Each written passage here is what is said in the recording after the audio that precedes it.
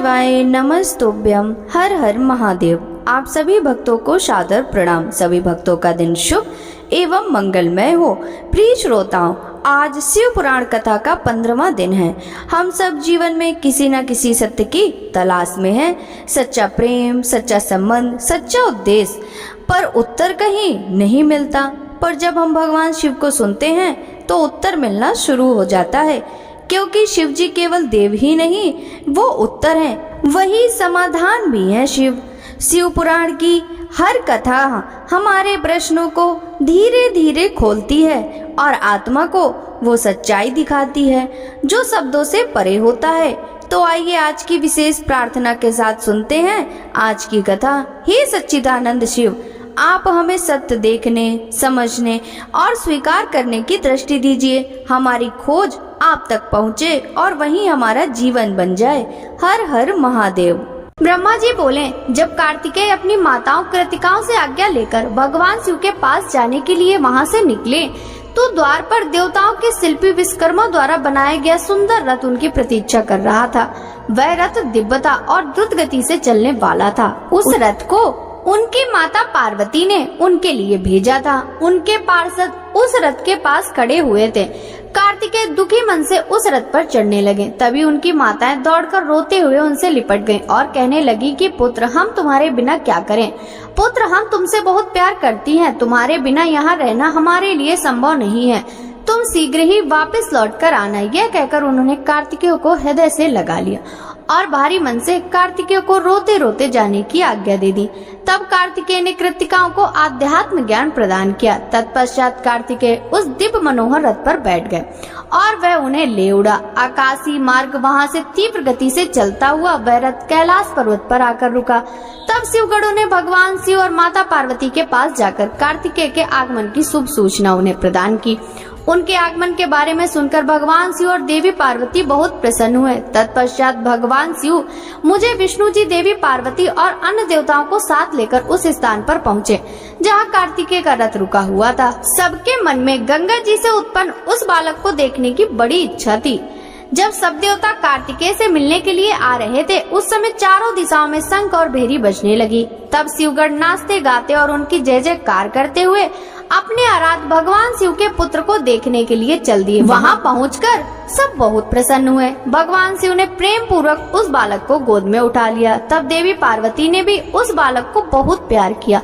भगवान शिव ने उस बालक के लिए सुंदर रत्नों से जड़ा हुआ सिंहासन मंगाया और उस सिंहासन पर उस बालक को बैठाया। तत्पश्चात भगवान शिव ने सब तीर्थों से मंगाए गए जल को वेद मंत्रों से पवित्र करके उससे बालक को स्नान कराया। 6 कृतिकाओं द्वारा पोषित होने के कारण उस दिव्य बालक को कार्तिकेय नाम से जाना गया।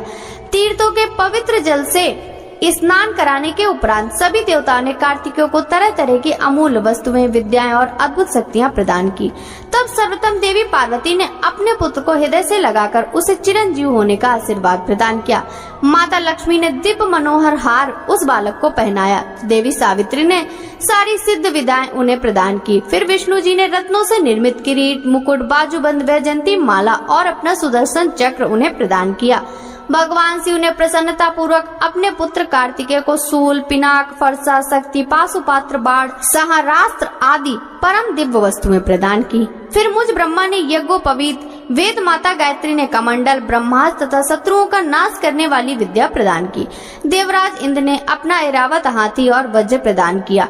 वायुदेव ने, वरुण ने श्वेत छत्र और रत्नों की मालाएं प्रदान की। सूर्यदेव ने मन की तीव्र गति से चलने वाला द्रुतगामी रथ और शरीर की रक्षा करने वाला कवच भी प्रदान किया। यमराज द्वारा दंड और समुद्र देव द्वारा उन्हें अमृत भेंट प्रदान किया गया। धन के अकूत भंडार के स्वामी कुबेर ने गदा दी। इस प्रकार सब देवताओं ने भगवान शिव के पुत्र कार्तिकेय को अनेक प्रकार के अस्त्र शस्त्र और उपहार प्रदान किए। सभी देवताओं और शिव गणों ने उनका अभिवादन किया। इस समय वहाँ पर बहुत बड़ा उत्सव होने लगा। चारों ओर हर्ष की लहर दौड़ पड़ी।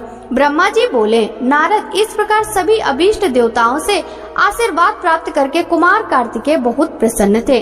उन्होंने सभी देवताओं का धन्यवाद व्यक्त किया। तत्पश्चात वे अपने सिंहासन पर जा बैठे। तभी वहाँ एक ब्राह्मण दौड़ता हुआ आया। उस ब्राह्मण ने आकर कार्तिकेय को प्रणाम किया और उनके चरण पकड़कर बोला, हे स्वामी, मैं आपकी शरण में आया हूँ, मुझ पर कृपा कर मेरे कष्ट को दूर करें। तब कार्तिकेय ने उस ब्राह्मण को उठाया और आदर पूर्वक अपने पास बैठाकर उसके दुखी होने का कारण पूछा। तब वह ब्राह्मण बोला, हे भगवान, मैं अश्वमेध यज्ञ कर रहा हूँ। आज मेरा घोड़ा अपने बंधनों को तोड़कर कहीं चला गया है। हे प्रभु, मुझ पर कृपा करें और मेरे घोड़े को यथाशीघ्र ढूंढ दें, अन्यथा मेरा यज्ञ भंग हो जाएगा।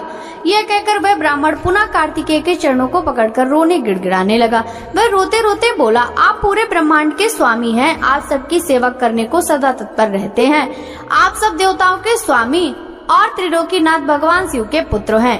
इस प्रकार उस ब्राह्मण द्वारा की गई स्तुति को सुनकर कार्तिकेय बहुत प्रसन्न हुए। तब उन्होंने अपने वीर बलशाली प्रमुख गढ़ वीरबाहु को बुलाकर उस घोड़े को जल्दी से जल्दी ढूंढ लाने की आज्ञा प्रदान की तथा यज्ञ को विधि विधान के अनुसार पूर्ण कराने के लिए कहा। तब वीरबाहु ने कार्तिकेय को प्रणाम किया और ब्राह्मण के घोड़े को ढूंढने के लिए निकल पड़ा। उसने पृथ्वी लोक पर हर जगह उस घोड़े को ढूंढा।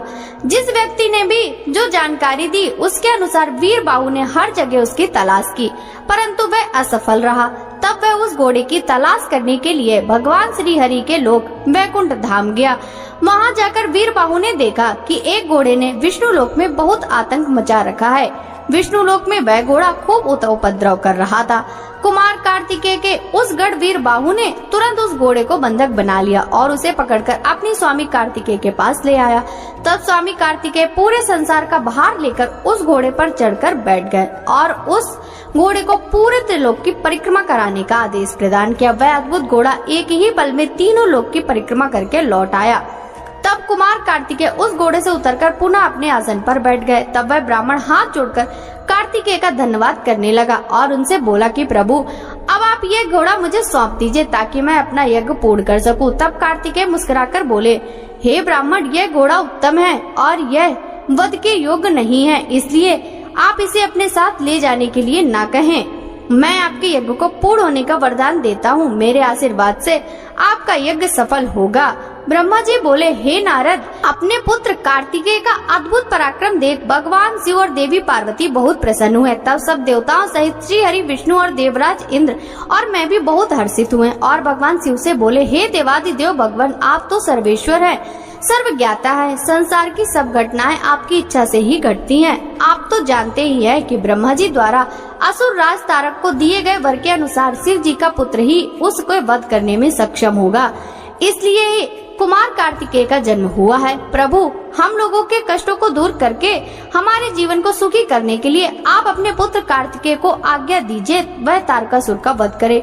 यह कहकर सब देवता भगवान शिव की स्तुति करने लगे। तब भगवान शिव का हृदय हम सबकी प्रार्थना से द्रवित हो उठा। उन्होंने हमारी प्रार्थना को स्वीकार कर लिया और अपने पुत्र कुमार कार्तिकेय को देवताओं को सौंप दिया। तब भगवान शिव ने अपने पुत्र कार्तिकेय को यह आज्ञा दी कि देवताओं की विशाल सेना का नेतृत्व करे और देवताओं के दुखों और संकटों को दूर करने के लिए तारकासुर का वध करे। अपने पिता भगवान शिव की यह आज्ञा पाकर स्वामी कार्तिकेय बहुत प्रसन्न हुए।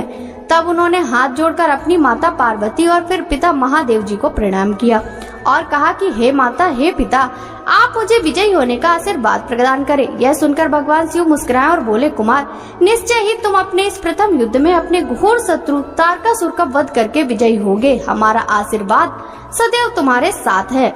इधर देवी पार्वती के हृदय में अपने प्रिय पुत्र के युद्ध में जाने की बात सुनकर ही पीड़ा होने लगी। वात्सल्य के कारण उनकी आंखों में आंसू आ गए थे। वे बहुत दुखी थी और कहने लगी, हे नाथ देवादिदेव, मेरा पुत्र कार्तिकेय अभी बहुत छोटा है। वह तारकासुर महाबली और महाशक्तिशाली है। उस दुष्ट ने अपनी दुष्टता से सभी देवताओं तक को परास्त कर दिया है। जब इतनी शक्तियों के स्वामी देवता उसका कुछ न बिगाड़ सके तो मेरा यह नन्हा सा पुत्र भला उसे कैसे हरा सकता है। मेरा दिल तो मुझे कार्तिकेय को युद्ध में भेजने की आज्ञा नहीं देता। मैं अपने पुत्र को अपने साथ रखना चाहती हूँ। यह वचन सुनकर सभी देवताओं सहित भगवान शिव भी चिंतित हो गए।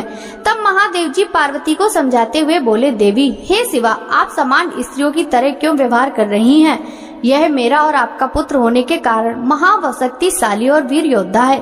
देवताओं ने इसे अपनी अभिष्ट शक्तियां प्रदान की हैं। कार्तिकेय की जीत ही निश्चित है। कार्तिकेय का उत्पन्न होना तारकासुर के वध का प्रतीक है। आप व्यर्थ में चिंतित ना हो और अपने पुत्र को खुशी खुशी तारक के वध के लिए भेजें।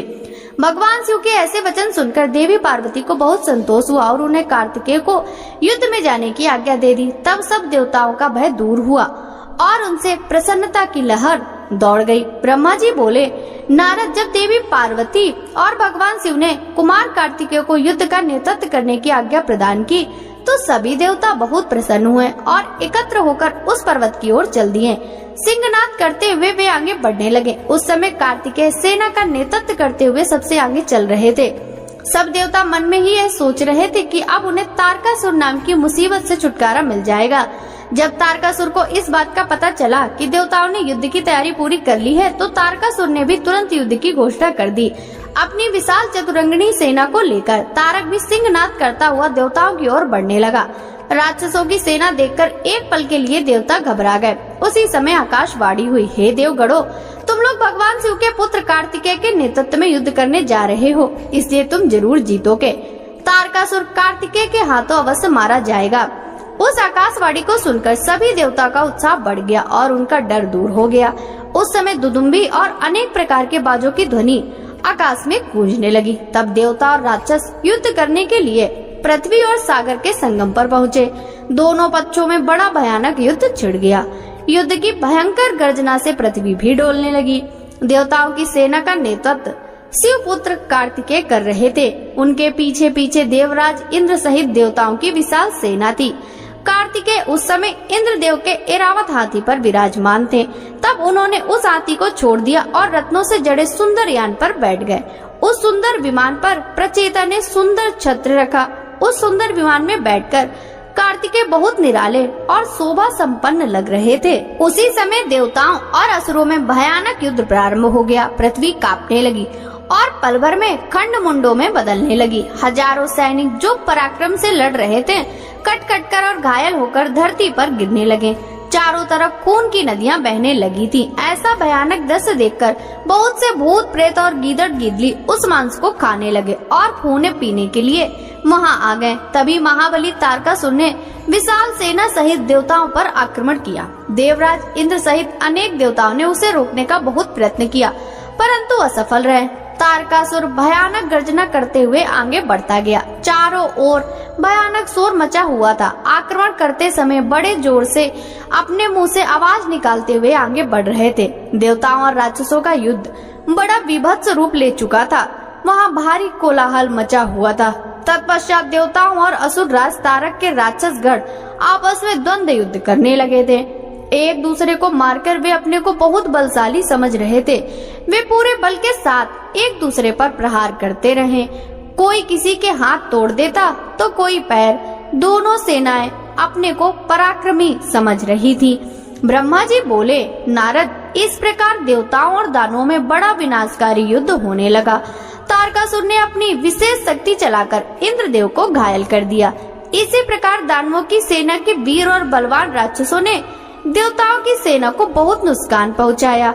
उन्होंने कई लोकपालों को युद्ध में हरा दिया और देवगणों को मार मार कर भगाने लगे। असुर सैनिकों को देवताओं पर हावी होते देखकर असुर खुशी से झूम उठे और भयंकर गर्जना करने लगे। तब देवताओं की ओर से लड़ रहे वीरभद्र क्रोधित होकर तारकासुर के निकट पहुँचे। असुरों ने वीरभद्र को चारों ओर से घेर लिया। उन्होंने परस्पर पास, खड़ग, फरसा और पट्टिस आदि आयुधों का प्रयोग किया। देवता और असुर आपस में गुत्थम गुत्था होकर लड़ने लगे। तभी देवताओं की ओर से वीरभद्र तारकासुर से लड़ने लगे। वीरभद्र ने पूरी शक्ति से तारकासुर का आक्रमण किया और उसको त्रिशूल के प्रहार से घायल कर दिया। घायल होकर तारक जमीन पर गिर पड़ा, परंतु अगले ही पल उसने स्वयं को संभाल लिया और पुनः खड़े होकर वीरभद्र से युद्ध करने लगा। महाकौतुकी तारक ने भीषण मार से वीरभद्र को घायल करके वहां से भगा दिया। तत्पश्चात उसने वहां युद्ध कर रहे देवताओं को अपने क्रोध का निशाना बनाया। तारक देवताओं पर अपने बाणों की बरसात करने लगा। तारकासुर के इस अनायास बाणों की वर्षा से देवता भयभीत हो गए। तब स्वयं श्री हरि विष्णु तारकासुर से लड़ने के लिए आगे आए। श्री हरि ने गदा से तारकासुर पर ज्यों ही प्रहार किया, उसने विश्वस्त बाण मारकर उसके 2 टुकड़े कर दिए। तब क्रोधित होकर विष्णु जी ने सारंग धनुष उठाया और तारक को मारने के लिए बढ़े। तभी तारक ने प्रहार करके उन्हें गिरा दिया तो विष्णु जी ने गुस्से से सुदर्शन चक्र चला दिया। नारद, तब मैंने कुमार कार्तिक के पास जाकर उनसे कहा कि मेरे दिए हुए वरदान के अनुसार तारकासुर का वध आपके श्री हाथों से ही होगा, इसलिए कोई भी देवता तारक का कुछ भी नहीं बिगाड़ सकता। यह सुनकर कार्तिकेय रथ से नीचे उतर गए और पैदल ही तारक को मारने के लिए दौड़े। उनके हाथ में उनकी शक्ति थी जो लपटों के समान चमकती हुई उल्का की तरह लग रही थी। 6 मुख वाले कुमार कार्तिकेय को देखकर तारकासुर बोला, देवताओं, क्या यही बालक है तुम्हारा वीर पराक्रमी कुमार जो शत्रुओं का पल में विनाश कर देता है? यह कहकर तारकासुर जोर से अट्टहास करने लगा और बोला कि इस बालक के साथ तुम सभी को मार दूंगा। तुम इस बालक की मेरे हाथों हत्या कराओगे। ऐसा बोलते हुए भयानक गर्जना करता हुआ वह कुमार कार्तिकेय की ओर पलटा और बोला कि हे बालक, ये मूर्ख देवता तो व्यर्थ में तुझे बलि का बकरा बनाना चाहते हैं, पर मैं इतना कठोर नहीं हूँ कि बिना किसी अपराध एक मासूम बालक पर वार करूँ। इसलिए जा तू भाग जा, मैं तेरे प्राणों को छोड़ देता हूँ। देवराज इंद्र और भगवान श्री हरि विष्णु की निंदा करने से तारक द्वारा कमाया गया तपस्या का सारा पुण्य नष्ट हो गया था। तभी इंद्र ने उस पर वज्र का प्रहार किया जिससे वह धरती पर गिर पड़ा। तब कुछ ही देर में तारकासुर पूरे उत्साह के साथ पुनः खड़ा हुआ और अपने भीषण प्रहार से उसने देवराज इंद्र को घायल कर दिया और उन पर अपने पैर का प्रहार किया। यह देखकर देवता भयभीत हो गए और इधर उधर भागने लगे। तब श्री हरि विष्णु ने इस स्थिति को संभालने के लिए तारकासुर पर अपना सुदर्शन चक्र चला दिया। चक्र ने तारकासुर को धराशायी कर दिया, परंतु तारकासुर इतनी आसानी से हार मानने वाला नहीं था।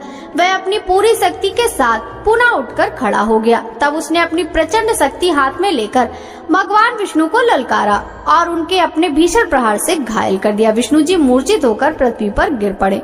वहाँ का दृश्य देखकर सभी देवताओं में कोहराम मच गया। सब अपने प्राणों की रक्षा करने के लिए इधर उधर भागने लगे। सारी सेना तितर बितर होने लगी। यह देख वीरभद्र ने तारकासुर पर आक्रमण किया। उसने त्रिशूल उठाया और तारकासुर पर वार किया, जिससे तारकासुर भूमि पर गिर पड़ा। किंतु उसी क्षण उठकर उसने वीरभद्र को अपनी शक्ति से घायल करके मूर्छित कर दिया और जोर जोर से हंसने लगा। ब्रह्मा जी बोले, नारद, यह सब देखकर कुमार कार्तिकेय को तारकासुर पर बड़ा क्रोध आया। वे अपने पिता भगवान शिव के चरणों का स्मरण कर असंख्य गढ़ों को साथ लेकर तारकासुर को मारने के लिए आगे बढ़े। यह देखकर सभी देवताओं में उत्साह की एक लहर दौड़ गई और वे प्रसन्न मन से कार्तिकेय की जय जयकार का उद्घोष करने लगे। ऋषि मुनियों ने अपनी वाणी से कुमार कार्तिकेय की स्तुति की। तत्पश्चात तारकासुर और कार्तिकेय का बड़ा भयानक दुस्सह युद्ध हुआ। दोनों परमवीर और बलशाली एक दूसरे पर भीषण प्रहार करने लगे। दोनों अनेक प्रकार के दांव पेचों का प्रयोग कर रहे थे। कार्तिकेय और तारकासुर के बीच मंत्रों से भी युद्ध हो रहा था। दोनों अपनी पूरी शक्ति और सामर्थ्य का प्रयोग एक दूसरे के मारने के लिए कर रहे थे। इस भयानक युद्ध में दोनों ही घायल हो रहे थे। युद्ध भयानक रूप लेता जा रहा था। उस भीषण युद्ध को सब देवता गंधर्व बैठकर देखने लगे। वह अद्भुत युद्ध अनायास ही सबके आकर्षण का केंद्र बन गया। हवा चलना भूल गई, शूर्ण की किरणें ठहर गईं। यहाँ तक कि सभी पर्वत इस युद्ध को देखकर अत्यंत भयभीत हो उठे। वे शिव पार्वती के इस पुत्र की रक्षा करने के लिए तुरंत उधर आ गए। यह देखकर कार्तिकेय बोले, हे पर्वतों, आप कोई चिंता न करें। आज इस महापापी को मैं सबके सामने मौत के घाट उतारकर भय से मुक्ति दिलाऊंगा। जब कार्तिकेय पर्वतों से बात करने में निमग्न थे, उसी समय तारक ने अपनी शक्ति हाथ में लेकर उन पर धावा बोल दिया। उस शक्ति के प्रहार से आघात से शिव पुत्र कार्तिकेय भूमि पर गिर पड़े, परंतु अगले ही क्षण वे अपनी पूरी शक्ति के साथ पुनः उठ खड़े हुए और लड़ने के लिए तैयार हो गए। कार्तिकेय ने अपने मन में अपने माता पिता पार्वती जी और भगवान शिव को प्रणाम करके उनका आशीर्वाद दिया और अपनी प्रबल शक्ति से तारकासुर की छाती पर आघात किया। उसकी चोट से तारकासुर का शरीर विदीर्ण होकर पृथ्वी पर गिर पड़ा। सबके देखते ही देखते वह महाबली असुर पल भर में ढेर हो गया। महाबली तारकासुर के मारे जाते ही चारों ओर कार्तिकेय की जय जयकार गूंज उठी। तारकासुर के वध से सभी देवता बहुत प्रसन्न थे। तब अपने महाराज तारकासुर को मरा जानकर असुरों की विशाल सेना में भयानक कोलाहल मच गया। अपने प्राणों की रक्षा करने के लिए सभी असुर इधर उधर भाग रहे थे। देवताओं ने मिलकर सभी असुरों को मार गिराया। कुछ असुर डरकर मैदान छोड़कर भाग खड़े हुए थे, तो बहुत से दैत्य और राक्षस हाथ जोड़कर कुमार कार्तिकेय के शरण में आ गए और उनसे क्षमा मांगने लगे। तब कुमार ने प्रेम पूर्वक उन्हें क्षमा कर दिया और उन दानवों को आदेश दिया कि वे सदैव के लिए पाताल में चले जाएं। इस प्रकार तारकासुर के मारे जाने पर उसकी सेना पल भर में नष्ट हो गई। यह देखकर देवराज इंद्र के साथ साथ समस्त देवताओं और संसार के प्राणियों में खुशी की लहर दौड़ पड़ी। पूरा त्रिलोक आनंद में डूब गया। जैसे ही कुमार कार्तिकेय की विजय का समाचार भगवान शिव पार्वती के पास पहुंचा, तो वे तुरंत अपने गढ़ों को साथ लेकर युद्ध स्थल पर पधारे। श्री पार्वती जी ने अपने प्राण प्रिय पुत्र को अपने हृदय से लगा लिया और अपनी गोद में बिठाकर बहुत देर तक उसे चूमती रही। तभी वहाँ पर पर्वतराज हिमालय भी पहुँच गए और उन्होंने अपनी पुत्री पार्वती, भगवान शिव और कार्तिकेय की स्तुति की। चारों दिशाओं से उन पर फूलों की वर्षा होने लगी। मंगल ध्वनि हर ओर गूंजने लगी। हर तरफ उनकी ही जय जयकार हो रही थी। देवताओं के स्वामी देवराज इंद्र ने अपने साथी देवताओं के साथ कुमार कार्तिकेय की हाथ जोड़कर स्तुति की। तत्पश्चात भगवान शिव अपनी पत्नी पार्वती को साथ लेकर शिवगढ़ों सहित कैलाश पर्वत पर लौट गए। ब्रह्मा जी बोले, नारद, जब तारकासुर कुमार कार्तिकेय के द्वारा मारा गया, तब ये देखकर सभी देवताओं, ऋषि मुनियों सहित जन साधारण ने प्रसन्नता की लहर दौड़ गई। सभी खुश थे।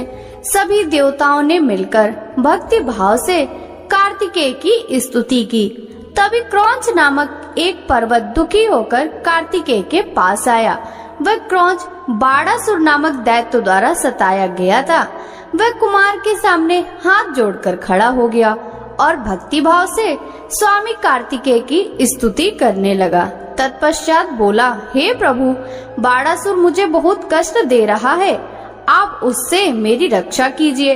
तब कार्तिकेय ने पर्वतराज क्रौंच की स्तुति से प्रसन्न होकर क्रौंच को संतावना दी। जब पर्वतराज क्रौंच शांत हो गए, तब कुमार कार्तिकेय ने उन्हें उनके दुखों और कष्टों से छुटकारा दिलाने हेतु भगवान शिव का स्मरण करके वहीं से अपनी अद्भुत शक्ति का परिचय देते हुए एक अनोखी शक्ति छोड़ी।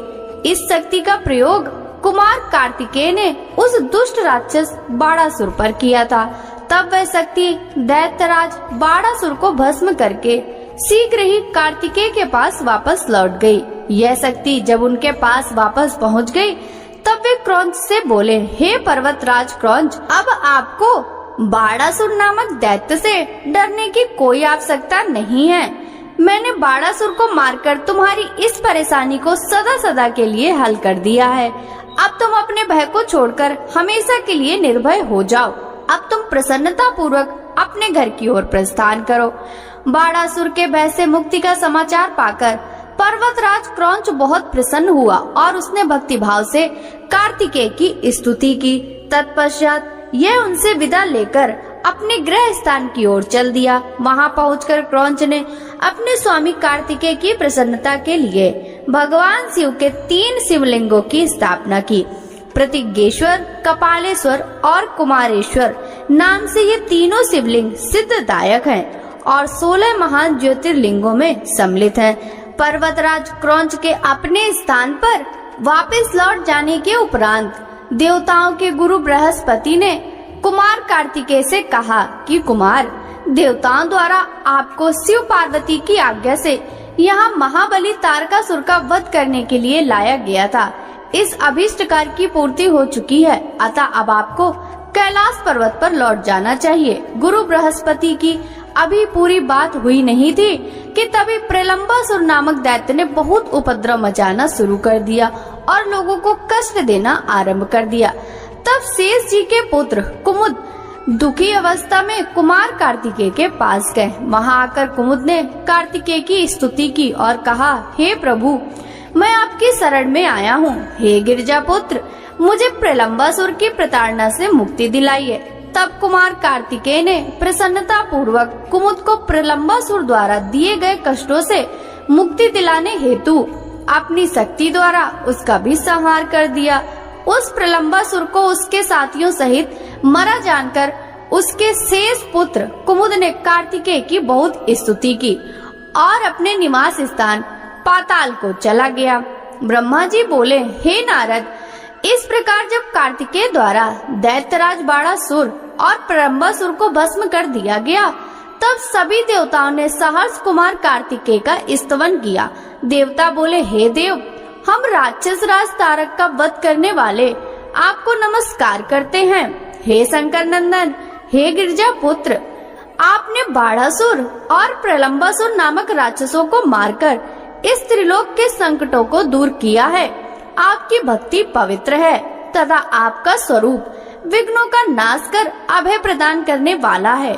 हम सब स्वच्छ मन से आपकी स्तुति करते हैं, आप हमारी इस स्तुति को स्वीकार करें। कुमार, हम आशा करते हैं कि आप इसी प्रकार सदैव हमारे कष्टों और संकटों को दूर करने में हमारी सहायता करेंगे। देवताओं द्वारा की गई इस अनन्य स्तुति को सुनकर कुमार कार्तिकेय का हृदय प्रसन्नता से खिल उठा। उन्होंने सभी देवताओं को सहर्ष उत्तम वरदान प्राप्त किए तथा भविष्य में सदैव सहायता करने का उन्हें वचन दिया। पर्वतों द्वारा की गई स्तुति से प्रसन्न होकर कार्तिकेय बोले, हे भूधरो, आप सदा से उत्तम और श्रेष्ठ हैं। आज से आप सभी साधु संतों और तपस्या में लीन रहने वाले साधकों द्वारा पूजनीय होंगे। पर्वतों में श्रेष्ठ मेरे नाना हिमालय इन ज्ञानियों और तपस्वियों के लिए फलदाता सिद्ध होंगे।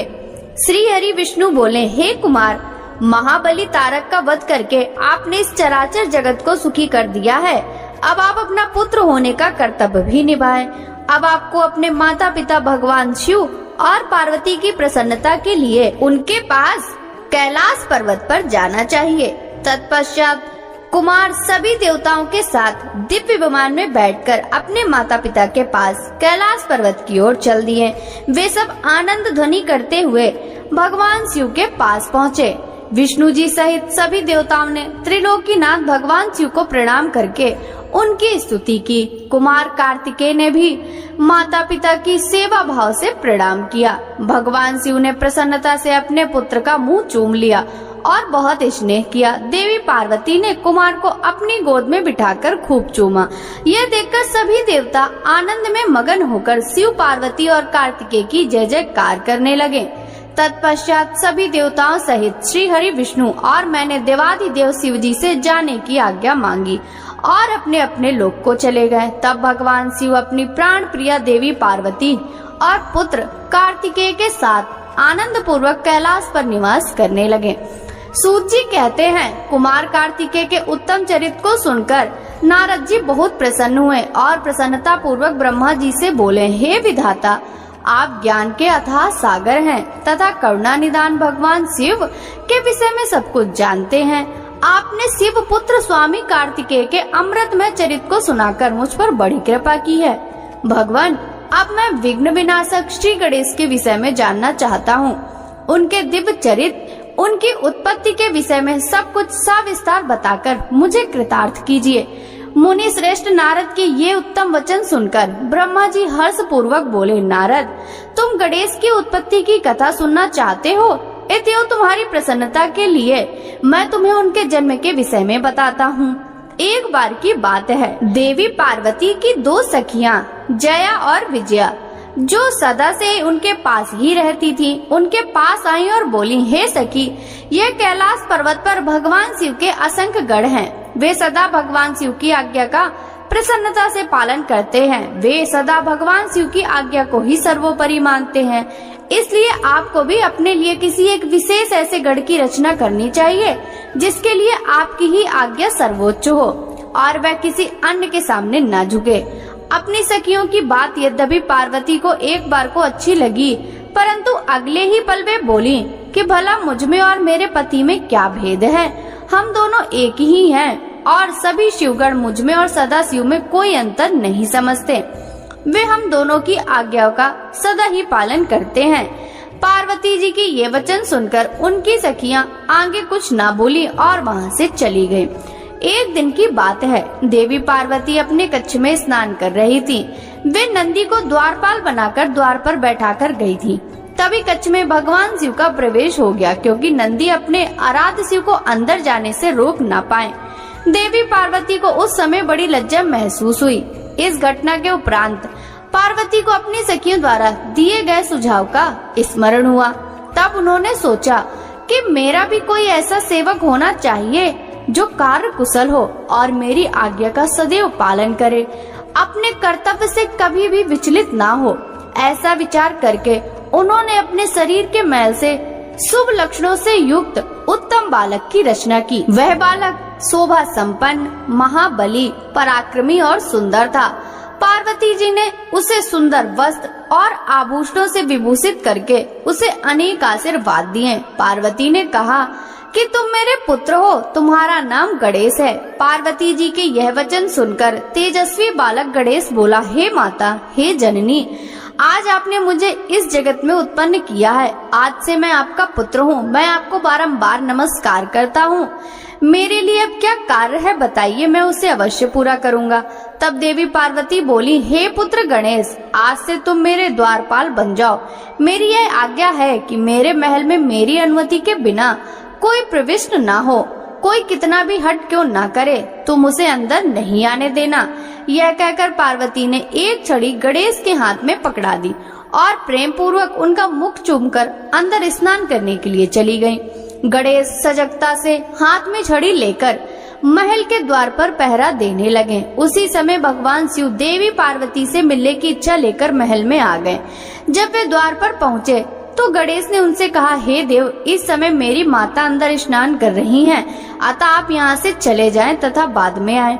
यह कहकर उन्होंने भगवान शिव के सामने छड़ी अड़ा दी। चूँकि गणेश जी ने भगवान शिव को पहले कभी नहीं देखा था, इसलिए उन्हें वे नहीं पहचान सके। यह देखकर भगवान शिव को क्रोध आ गया और वे बोले, ओ मूर्ख, तू मुझको अंदर जाने से रोक रहा है। तू नहीं जानता कि मैं कौन हूँ। मैं शिव हूँ। मैं पार्वती का पति हूँ और अपने ही घर जा रहा हूँ। यह कहकर जैसे ही भगवान शिव आगे बढ़े, गणेश जी ने उन पर छड़ी से प्रहार कर दिया। यह देखकर भगवान शिव को क्रोध आ गया। उन्होंने अपने गणों को गणेश को वहाँ से हटाने की आज्ञा दी और स्वयं बाहर खड़े हो गए।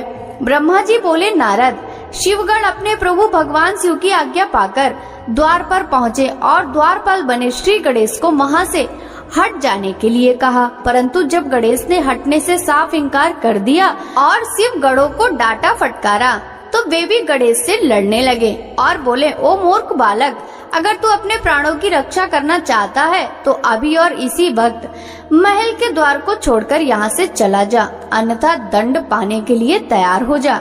यह देखकर गणेश को क्रोध आ गया और वे कठोरता पूर्वक शिव गणों से बोले कि तुम इसी समय यहाँ से दूर चले जाओ, वरना मेरे क्रोध को भुगतने के लिए तैयार हो जाओ। गणेश की बातें सुनकर शिवगण हंसने लगे।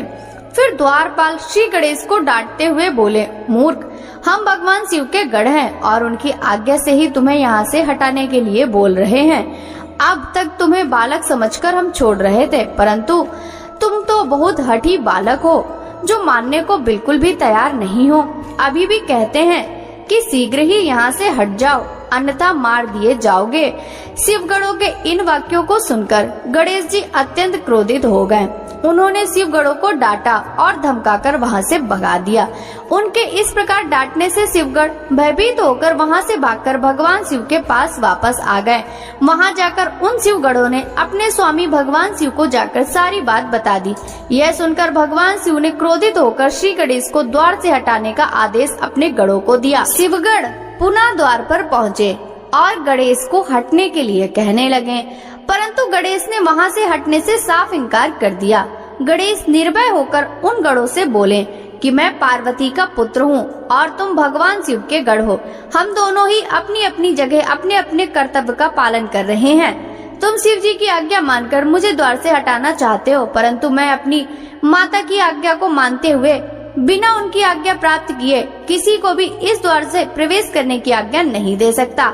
अतः मुझसे बार बार द्वार से हटने के लिए ना कहो और जाकर अपने आराध्य स्वामी को इसकी सूचना दे दो। तब शिवगण भगवान शिव के पास गए और उन्हें सब बातों से अवगत करा दिया। भगवान शिव तो महान लीलाधारी हैं, उनकी बातों को समझ पाना अत्यंत कठिन है। यह सुनकर उन्होंने अपने गणों से कहा कि वह छोटा सा बालक अकेला तुम्हें डरा रहा है और तुम इतनी अधिक संख्या में होकर भी उससे डर रहे हो। जाओ, जाकर उससे युद्ध करो और उसे बंदी बनाकर द्वार के सामने से हटाकर मेरे ही सामने आना। ब्रह्मा जी बोले, नारद, जब भगवान शिव ने इस प्रकार अपने गणों को आज्ञा दी कि वे द्वार पर खड़े उस गण को किसी भी प्रकार से हटा दे, तब शिवगण निर्भय होकर पुनः महल के द्वार पर आ खड़े हुए। उन्हें देखकर गणेश जी हंसने लगे और बोले कि तुम फिर से आ गए। तुम्हें मैंने अभी समझाया था कि मैं यहाँ से हटने वाला नहीं हूँ। मेरी माता पार्वती ने मुझे इसीलिए ही उत्पन्न किया है ताकि मैं उनकी हर आज्ञा का पालन कर सकूं। मेरे लिए उनकी आज्ञा ही सर्वश्रेष्ठ है। उनकी अवज्ञा मेरे बस में नहीं है। तुम ऐसे ही बार बार मुझे परेशान करने के लिए यहाँ आ रहे हो। तब शिवगढ़ बोले, अरे मूर्ख, अब की बार हम तुमसे विनम्रता से कहने नहीं आए, क्योंकि लातों के भूत बातों से नहीं मानते। अब हम तुम्हें तुम्हारी धृष्टता के लिए दंड देने आए हैं। यह कहकर सभी गढ़, जो कि विभिन्न प्रकार के आयुधों से विभूषित थे, गणेश पर टूट पड़े। गणेश और शिवगढ़ों में बहुत भयानक युद्ध होने लगा, परंतु गणेश के साहस और पराक्रम को देखकर सभी शिवगढ़ों के होश उड़ गए। शिव जी का कोई भी गढ़ गणेश को परास्त नहीं कर सका। गणेश ने अकेले ही अनेकों शिवगढ़ों को मार मार कर घायल कर दिया और वहां से भागने को विवश कर दिया। तत्पश्चात पुनः महल के द्वार पर डट कर खड़े हो गए। तब सब शिवगढ़ घायल अवस्था में शिव जी के पास पहुँचे और उन्हें सारी बातें कह सुनाई। हे नारद, तभी मैं और श्री हरि भगवान शिव के दर्शनों के लिए कैलाश पर पहुँचे। वहाँ हमने भगवान शिव को इस प्रकार चिंतित देखकर उनकी परेशानी का कारण पूछा। तब शिव जी ने कहा, हे विधाता, हे विष्णु, मेरे महल के द्वार पर एक बालक हाथ में छड़ी लेकर खड़ा है। वह मुझे महल के भीतर नहीं जाने दे रहा है, अतः मैं यहाँ खड़ा हूँ। उसने मेरे गढ़ों को भी मार पीट कर वहाँ से भगा दिया।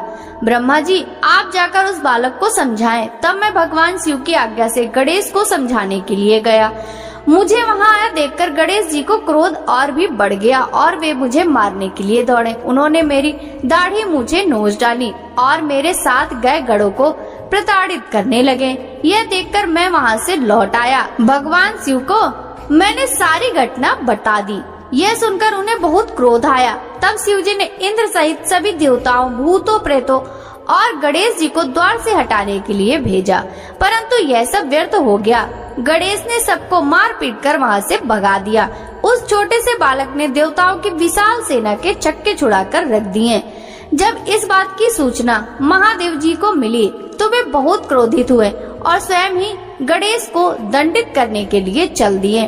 ब्रह्मा जी बोले, हे मुनि श्रेष्ठ नारद, जब इस प्रकार सभी शिवगढ़, देवता और भूत प्रेत उस बालक द्वारा परास्त हो गए तो स्वयं भगवान शिव उस बालक को दंड देने के लिए चल दिए। वहाँ गणेश ने अपनी माता के चरणों का स्मरण करके भगवान शिव से युद्ध करना आरंभ कर दिया।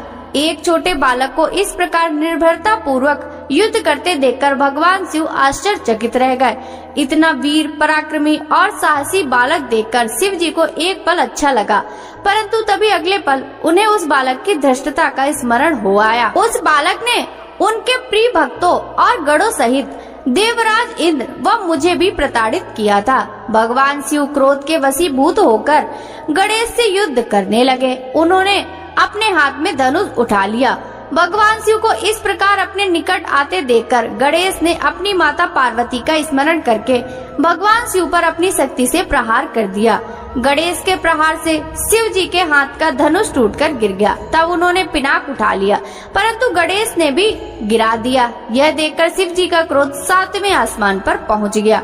उन्होंने त्रिशूल उठा लिया। अब तो गणेश और त्रिलोकीनाथ भगवान शिव के बीच अत्यंत भयानक युद्ध छिड़ गया। भगवान शिव तो सर्वेश्वर है, सब देवताओं में श्रेष्ठ और लीलाधारी है। उनकी माया को समझ पाना हर किसी के वश की बात नहीं है। वे महान वीर और पराक्रमी हैं। उनकी शक्ति को ललकारना स्वयं अपनी मृत्यु को बुलावा देना जैसा है, परंतु गणेश भी यह न समझ सके। अपनी माता का आशीर्वाद पाकर गणेश ने अपने को अजय जानकर पूरे पराक्रम से युद्ध किया। दोनों में भीषण युद्ध चलता रहा। सभी देवताओं और शिवगणों के साथ मैं भी उनका वह युद्ध देखकर विस्मित होता रहा। जब गणेश किसी भी तरह से अपने हट से पीछे हटने को तैयार न हुए तो भगवान शिव के क्रोध की सारी सीमाएं टूट गईं और उन्होंने अपने त्रिशूल से श्री गणेश का सिर काट दिया। नारद जी बोले, हे ब्रह्मा जी, जब भगवान शिव ने क्रोधित होकर देवी पार्वती के प्रिय पुत्र गणेश का सिर काट दिया तब फिर क्या हुआ? जब देवी पार्वती को गणेश की मृत्यु की सूचना मिली तो उन्होंने क्या किया? भगवान, मुझ पर कृपा कर मुझे आगे के वृतांत के बारे में बताइए। नारद जी के इस प्रकार प्रश्न पूछने पर ब्रह्मा जी मुस्कुराए और बोले, नारद, जैसे ही भगवान शिव ने क्रोधवश उस बालक का सिर काटकर उसे मौत के घाट उतारा, वैसे ही वहाँ सभी शिवगणों को प्रसन्नता देखते ही बनती थी। उन सभी ने खुश होकर गाजे बाजे बजाए और वहाँ बहुत बड़ा उत्सव होने लगा। सब मस्त होकर नाचने लगे। भगवान शिव की चारों ओर जय जयकार होने लगी। दूसरी ओर जब पार्वती स्नान कर चुकी तो उन्होंने अपनी सखी को बाहर भेजा कि वह गणेश को अंदर बुला ले, और वह जब बाहर गई तो उसने वहाँ का जो हाल देखा उसे देखकर भयभीत हो गई। गणेश का सिर कटा हुआ अलग पड़ा था और धड़ अलग। सभी देवता और शिवगण प्रसन्न होकर नृत्य कर रहे थे। यह दृश्य देखकर पार्वती की वह सखी भागी भागी भीतर गई और जाकर पार्वती को इन सब बातों से अवगत कराया। अपने पुत्र गणेश की मृत्यु का समाचार पाते ही देवी पार्वती अत्यंत क्रोधित हो गयीं। उन्होंने रोना आरंभ कर दिया। रोते बिलखते हुए कहती, हाय मैं क्या करूं, कहां जाऊं, मैंने तो अपने पुत्र की रक्षा भी न कर सकी। सब देवताओं और शिव गणों ने मिलकर मेरे प्यारे पुत्र को मौत के घाट उतार दिया।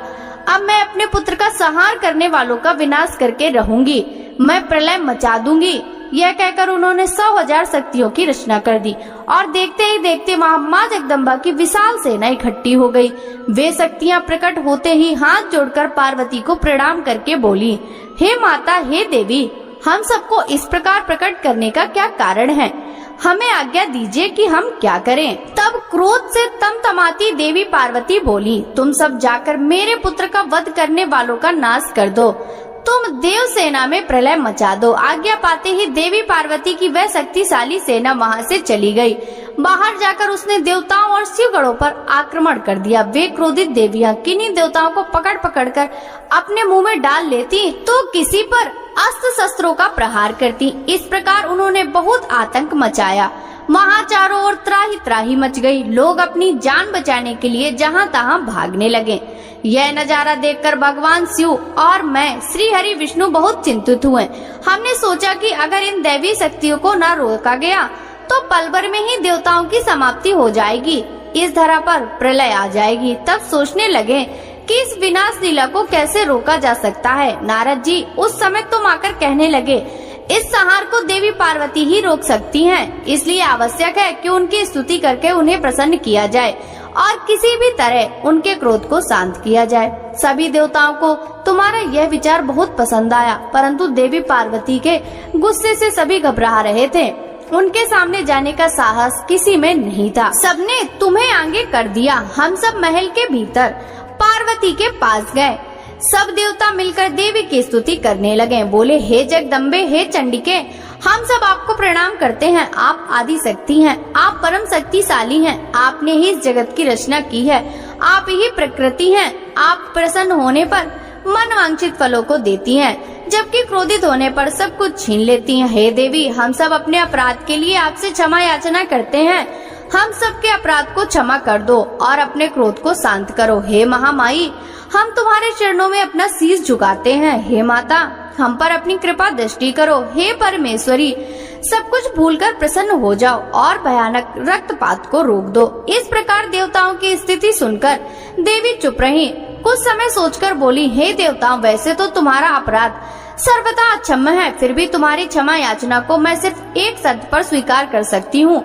यदि मेरा पुत्र गणेश पहले की भांति जीवित हो जाए तो मैं तुम सबको क्षमा कर दूंगी। यह सुनकर सब देवता चुप हो गए, क्योंकि यह तो असंभव कार्य था। फिर सभी देवता हाथ जोड़कर करुण अवस्था में भगवान शिव के सामने खड़े हो गए और बोले, भगवान, अब आप हमारी रक्षा कर सकते हैं। जिस प्रकार आपने गणेश का सिर काटकर उसे मारा है, उसी प्रकार अब उसे जीवित कर दीजिए। देवताओं की प्रार्थना सुनकर भगवान शिव बोले कि देवताओं, तुम परेशान मत हो, मैं वही कार्य करूँगा जिससे तुम्हारा मंगल हो। भगवान शिव ने देवताओं को आदेश दिया कि उत्तर दिशा में जाएं और जो भी पहला प्राणी मिले उसका सिर काट कर ले आएं। तब उसका सिर हम गणेश के धड़ से जोड़कर उसे जीवित कर देंगे। देवता उत्तर दिशा की ओर चल दिए। वहाँ सर्वप्रथम उन्हें एक दांत वाला हाथी मिला। वे उसका सिर काट कर ले आए। महामहल के द्वार पर वापस आकर उन्होंने गणेश के धड़ को धो पोंछ कर साफ किया और उसकी पूजा की। तब उसमें हाथी का सिर लगा दिया। तत्पश्चात श्री हरि विष्णु ने भगवान शिव के चरणों का ध्यान करते हुए मंत्रों से अभिमंत्रित जल गणेश के मृत शरीर पर छिड़का।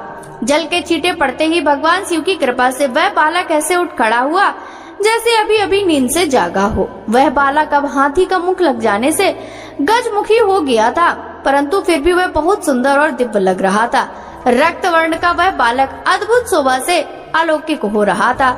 जब भगवान शिव की कृपा से पार्वती पुत्र गणेश जीवित हो गया तो सभी देवता और शिवगण अत्यंत प्रसन्न होकर नृत्य करने लगे। उनका सारा दुख पल भर में ही दूर हो गया। देवी पार्वती अपने प्रिय पुत्र गणेश को जीवित देखकर बहुत प्रसन्न हुई।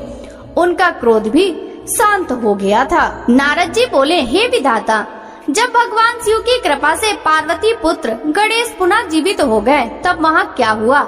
जीवित होकर उन्होंने क्या कहा?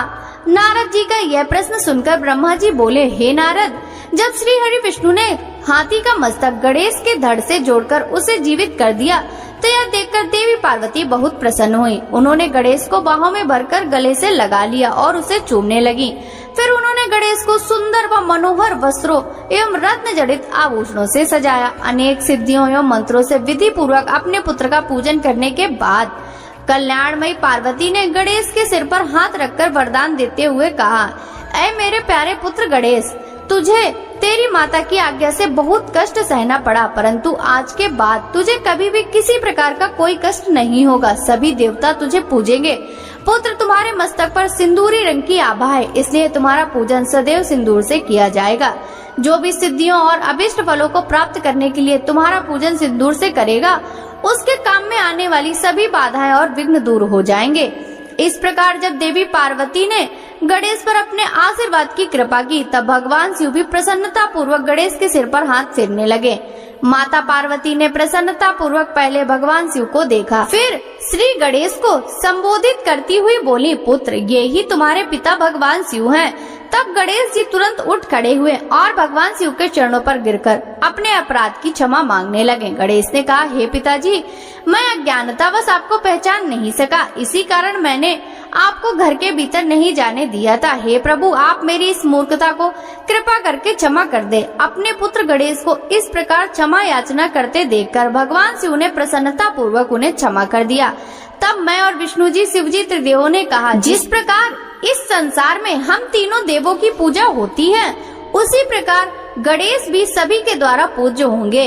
किसी भी मांगलिक कार्य से सर्वप्रथम गणेश का पूजन किया जाएगा, तत्पश्चात हम सबका। यदि ऐसा न किया गया तो पूजा सफल नहीं मानी जाएगी तथा पूजा का फल भी नहीं मिलेगा।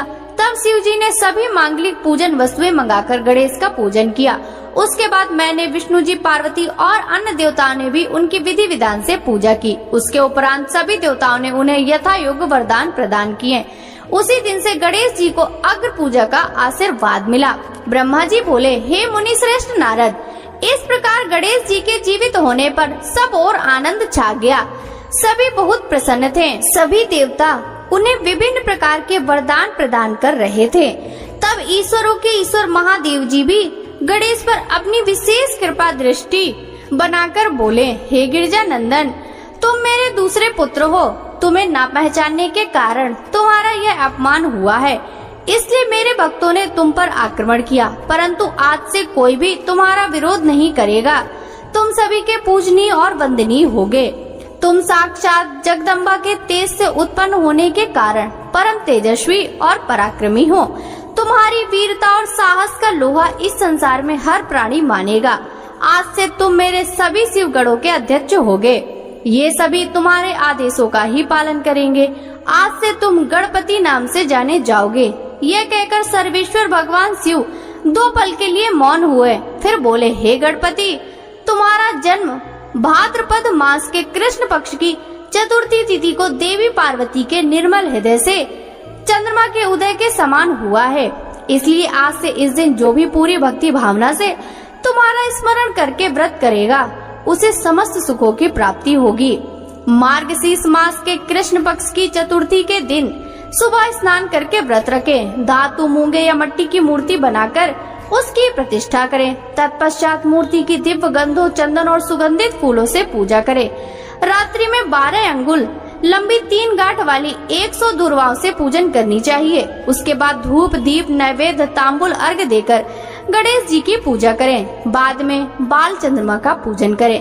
फिर ब्राह्मणों को उत्तम भोजन कराएं। स्वयं बिना नमक का ही खाना खाएं। इस प्रकार उत्तम गणेश चतुर्थी का व्रत करें। जब व्रत करते करते 1 वर्ष पूरा हो जाए तब भक्ति भावना से इस व्रत का उद्यापन करना चाहिए। उद्यापन में 12 ब्राह्मणों को भोजन कराएं। व्रत का उद्यापन करते समय पहले से स्थापित कलश के ऊपर गणेश जी की मूर्ति रखें। वेदी तैयार कर उस पर अष्टदल कमल बनाकर हवन करें। तत्पश्चात मूर्ति के सामने 2 स्त्रियों एवं 2 बालकों को बिठाकर उनके विधि विधान से पूजा करें। फिर उन्हें आदर पूर्वक भोजन कराएं।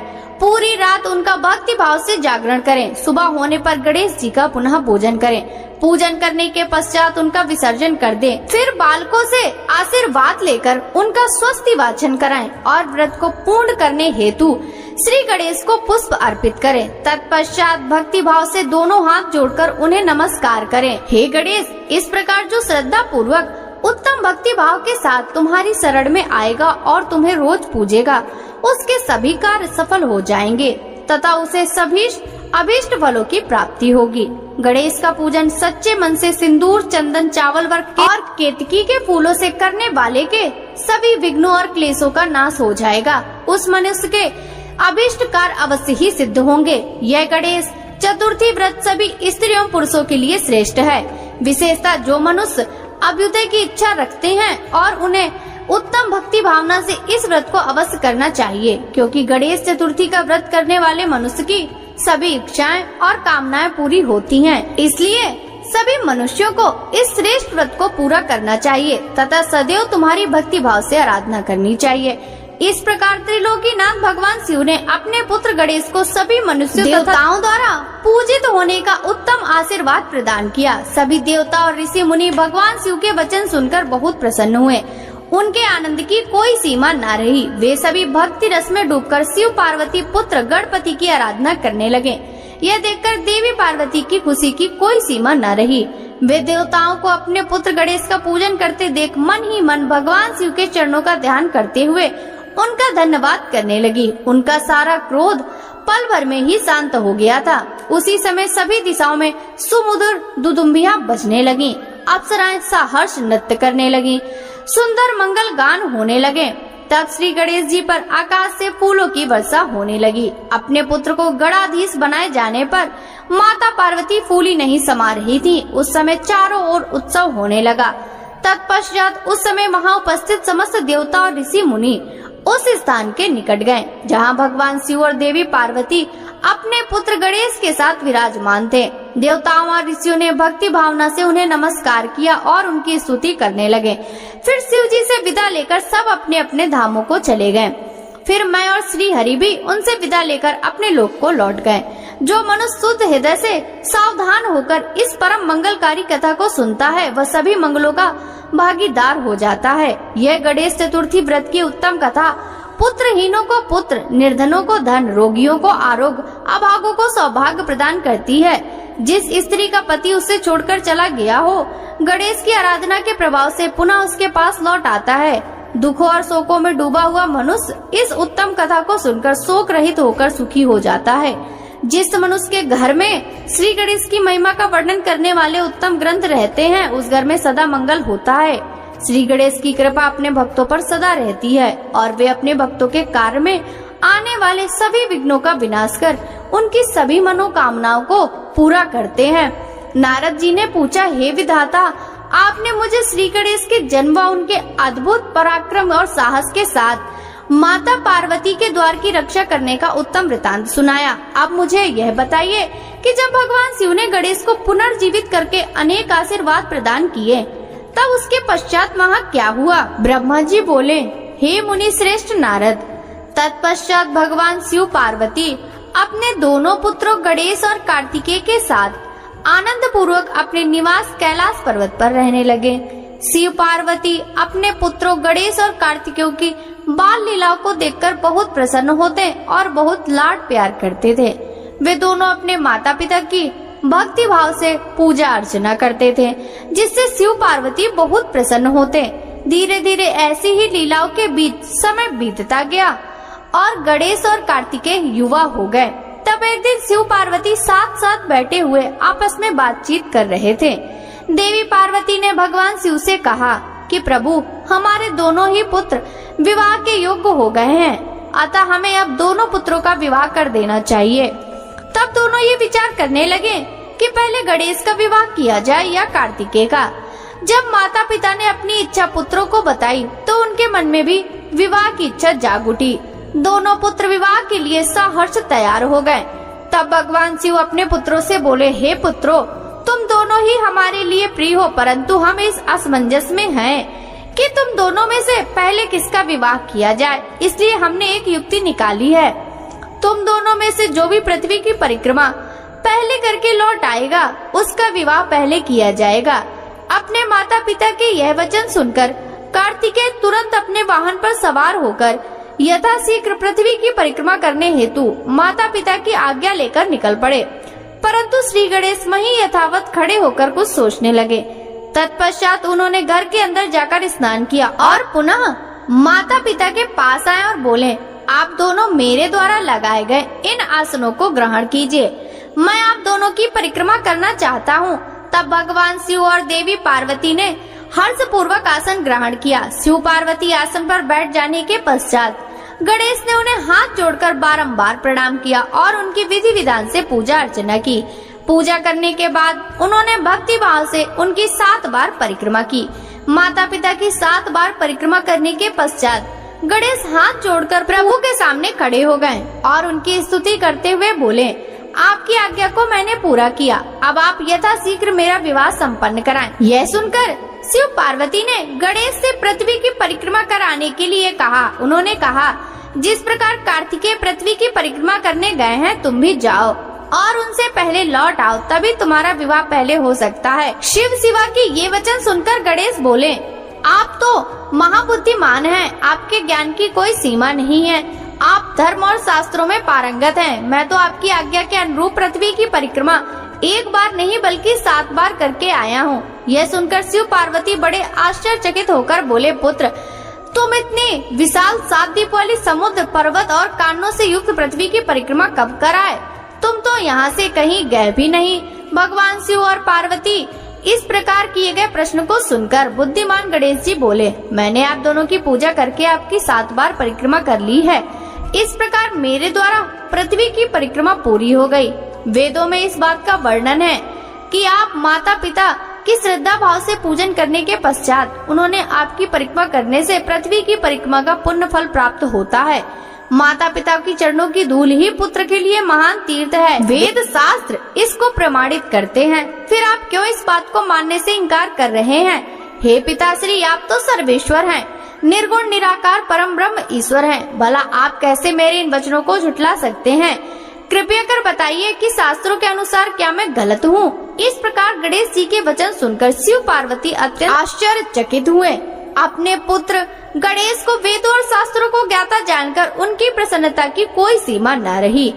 तब मुस्कुराते हुए भगवान शिव पार्वती बोले, हे प्रिय पुत्र, तुम बलवान और साहसी होने के साथ साथ परम बुद्धिमान भी हो। यह सत्य है कि जिसके पास बुद्धि बल है वह बलशाली भी है। बिना बुद्धि के बल का प्रयोग भी संभव नहीं होता। बुद्धिहीन मनुष्य संकट में फंस जाने पर बलशाली होने के बावजूद भी मुक्त नहीं हो पाता। वेद शास्त्र और पुराण यही बताते हैं कि माँ बाप का स्थान सबसे ऊपर होता है, उनके चरणों में ही स्वर्ग है। अपने माता पिता की आज्ञा का पालन करना ही पुत्र का एकमात्र धर्म है। उनकी परिक्रमा पृथ्वी की परिक्रमा से बढ़कर है। अतः तुम्हारी बात सर्वथा सत्य है। तुमने कार्तिकेय से पहले ही पृथ्वी की परिक्रमा पूर्ण कर ली, अतः हमें तुम्हारा विवाह सबसे पहले और यथाशीघ्र ही करना है। जब भगवान शिव और पार्वती ने गणेश की बात का समर्थन कर उसे स्वीकार लिया, तब गिरजानंदन प्रसन्न हो गए और अपने माता पिता को प्रणाम करके वहाँ से चले गए। महादेव जी अपनी प्रिय पार्वती के साथ बैठकर इस चिंता में डूब गए कि हम विवाह के लिए वधू की खोज कहाँ करें। जब वे इस प्रकार विचार कर रहे थे, तभी प्रजापति विश्वरूप कैलाश पर्वत पर पधारे और उन्होंने भक्ति भाव से शिव शिवा को नमस्कार कर उनकी स्तुति की। जब महादेव जी ने उनसे कैलाश आगमन आने का कारण जानना चाहा, तब प्रसन्न हृदय से विश्वरूप जी ने कहा, हे भगवान, मैं आपके पास अपनी दोनों पुत्रियों सिद्धि और बुद्धि के विवाह का प्रस्ताव लेकर आया हूँ। हे प्रभु, सिद्धि और बुद्धि सुंदर और षड गुण संपन्न है। मैं उनका विवाह आपके पुत्र से करना चाहता हूँ। प्रजापति विश्वरूप के यह वचन सुनकर भगवान शिव और देवी पार्वती बहुत हर्षित हुए और उन्होंने उनका विवाह प्रस्ताव स्वीकार कर लिया। भगवान शिव शिवा ने अपने प्रिय पुत्र गणेश का शिव विवाह सिद्धि बुद्धि के साथ आनंद पूर्वक संपन्न कराया। इस शुभ अवसर पर सब देवता हर्ष पूर्वक सम्मिलित हुए। उन्होंने गणेश को सपत्नीक ढेरों आशीर्वाद और शुभाशीष प्रदान किए और अपने अपने स्थान पर लौट गए। तत्पश्चात श्री गणेश अपने दोनों पत्नियों के साथ आनंद पूर्वक विहार करने लगे। काफी समय व्यतीत हो जाने के बाद उनके दो पुत्र उत्पन्न हुए। सिद्धि से उत्पन्न पुत्र का नाम शुभ तथा बुद्धि से प्राप्त पुत्र का नाम लाभ रखा गया। इस प्रकार श्री गणेश अपने दोनों पत्नियों और पुत्रों के साथ आनंद पूर्वक रहने लगे। जब श्री गणेश को सुख पूर्वक अपना जीवन व्यतीत करते हुए काफी समय बीत गया, तब कुमार कार्तिकेय पृथ्वी की परिक्रमा करके लौट आए। वे घर पहुंचने वाले थे कि रास्ते में ही उनकी भेंट नारद तुमसे हो गई। तब तुमने कार्तिकेय से कहा कि तुम्हारे पिता ने तुमसे सौतेला व्यवहार किया है। तुम्हें पृथ्वी की परिक्रमा पर भेजकर तुम्हारे भाई गणेश का दो सुंदर कन्याओं से विवाह कर दिया। अब तो उनके दो पुत्र भी हो चुके हैं और वे आनंद पूर्वक अपना जीवन सुख से बिता रहे हैं। यहाँ तुम्हारे माता पिता ने अच्छा नहीं किया नारद। तुम्हारी ऐसी बात सुनकर कार्तिकेय क्रोध में भर गए। वे अत्यंत व्याकुल होकर अति शीघ्र घर पहुँचे। क्रोध के कारण उनका मुख लाल हो गया था। कैलाश पर्वत पर पहुंचकर उन्होंने अपने माता पिता को हाथ जोड़कर प्रणाम किया। तत्पश्चात उन्होंने अपने माता पिता से इस विषय पर अपनी नाराजगी प्रकट की। कार्तिकेय ने कहा कि आप दोनों ही अपने पुत्र को धोखे से यहाँ से भगा दिया और अपने प्रिय पुत्र गणेश का चुपचाप विवाह रचा दिया। आप दोनों ने मेरे साथ सौतेले पुत्र जैसा व्यवहार किया है। यदि आप गणेश का ही विवाह पहले करना चाहते थे तो मुझसे एक बार कहते, मैं स्वयं अपने भाई गणेश का विवाह उत्साह पूर्वक आनंद के साथ कराता, परंतु आपने छल कपट का सहारा लिया। आप सिर्फ एक ही पुत्र से प्यार करते हैं। मेरे होने न होने का कोई फर्क ही नहीं पड़ता, अतः मैं यहाँ से हमेशा हमेशा के लिए जा रहा हूँ। अब मैं क्रौंच पर्वत पर जाकर सदैव तपस्या करूँगा। यह कहकर कुमार कार्तिकेय वहाँ से चले गए। भगवान शिव और पार्वती उन्हें समझाना चाहा, पर उन्होंने उनकी बात अनसुनी कर दी। नारद उस दिन से स्वामी कार्तिकेय कुमार नाम से प्रसिद्ध हो गए। तब से इन तीनों लोकों में उनका नाम कुमार कार्तिकेय विख्यात हो गया। कार्तिकेय का नाम पापहारी, शुभकारी, पुण्यमयी एवं ब्रह्मचर्य की शक्ति प्रदान करने वाला है। कार्तिक पूर्णिमा के दिन कृति नक्षत्र में जो भी मनुष्य स्वामी कार्तिकेय के दर्शन अथवा पूजन करता है, उसके सभी पाप नष्ट हो जाते हैं और उसे मनवांछित फलों की प्राप्ति होती है। सभी देवता और ऋषिगण भी इस दिन कार्तिकेय के दर्शन को जाते हैं। उधर कुमार कार्तिकेय के इस प्रकार नाराज हो जाने के कारण उनकी माता पार्वती बहुत दुखी थी। वे शिवजी को साथ ले क्रौंच पर्वत पर गईं। उन्हें देखकर कार्तिकेय पहले ही वहां से चले गए। तब भगवान शिव उस उत्तम स्थान पर जहां उनके पुत्र कार्तिकेय ने तप किया था, मल्लिकार्जुन नामक ज्योतिर्लिंग के रूप में स्थापित हो गए और आज भी देवी पार्वती के साथ विराजमान हैं। उस दिन से शिव शिवा दोनों अपने पुत्र कार्तिकेय को ढूंढने के लिए अमावस्या को शिव और पूर्णिमा के दिन पार्वती जी क्रौंच पर्वत पर जाते हैं। नारद, मैंने तुम्हें समस्त पापों का नाश करने वाले श्री गणेश और कार्तिकेय के चरित्र को सुनाया है।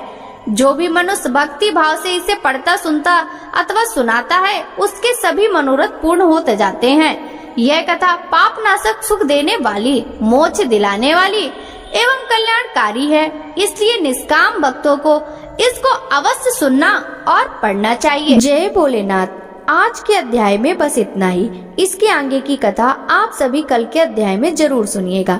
आइए अब हम सभी सच्चे मन से भगवान शिव से क्षमा प्रार्थना करें।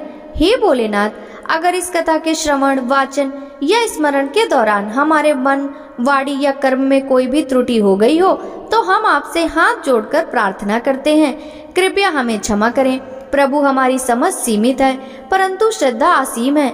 अगर किसी पवित्र प्रसंग को हमने अधूरा समझा, अधूरा सुना या फिर किसी दिव्यता को पूरी तरह व्यक्त नहीं कर सके तो यह केवल हमारी अल्प बुद्धि है।